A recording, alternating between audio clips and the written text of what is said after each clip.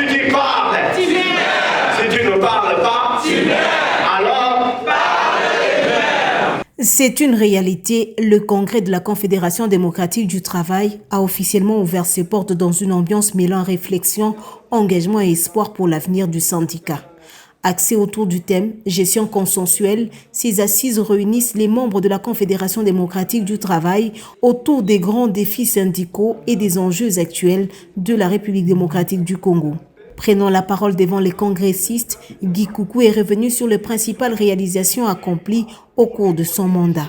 Ce que nous venons de négocier les SMIC pour les travailleurs, nous sommes en train de discuter avec le gouvernement dans le cadre de l'INAP aussi, parce que la CDT est membre de l'INAP aussi, ne l'oubliez pas, pour que nous puissions, le gouvernement puisse dégager une politique salariale.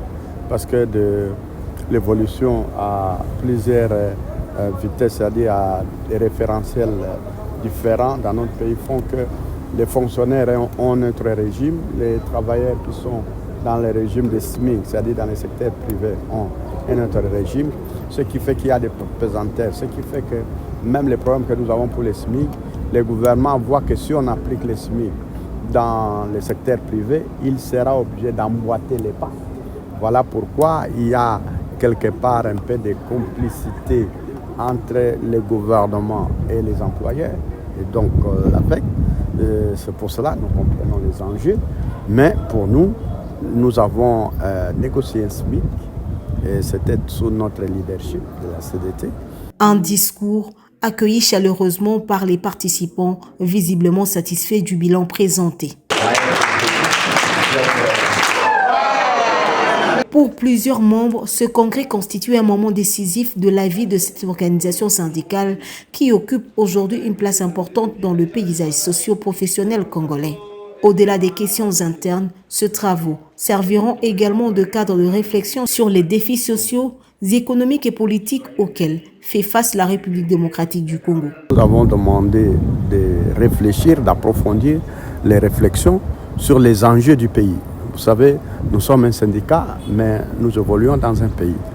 Et nous sommes un syndicat aussi pour aider les pays. Nous ne sommes pas un syndicat en dehors du pays. Il n'y a pas de syndicat sans pays. C'est d'abord les pays que nous devons défendre. Je pense que vous l'avez suivi dans notre exposé. Et nous devons défendre les valeurs patriotiques, aimer les Congo, aimer soutenir les institutions établies et défendre la démocratie. Dans la démocratie, nous ne défendons pas la prise des armes. Parce qu'en démocratie, ça c'est le déni même de la démocratie. Les gens ne peuvent pas, au nom de la démocratie, prendre les armes, tuer des gens. Et ceux qu'on tue sont des innocents, qui ne savent pas pourquoi on les tue. Mais nous pensons qu'on doit continuer à défendre la démocratie par les arguments, par les écrits, par la parole et non par les armes. Le président du Conseil économique et social Jean-Pierre Kiwakana, Fidèle Kiyangui, président de l'intersyndicale nationale, et plusieurs invités étaient aussi présents. Chers amis, les syndicats, c'est un plaisir. Notre mission, c'est la défense. Notre mission, c'est la recherche du bien-être.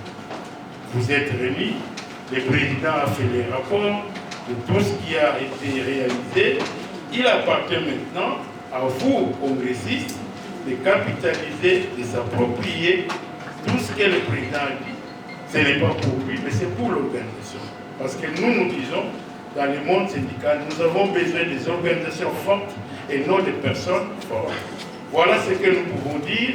Merci encore une fois. Nous vous souhaitons un congrès qui va booster la CDT plus loin. L'ouverture de ces assises marque également la fin du deuxième mandat de Guy Coucou à la tête de la Confédération démocratique du travail. La grande question reste désormais posée, qui prendra les commandes de ce syndicat au terme de ce congrès? Réponse attendue à l'issue des travaux.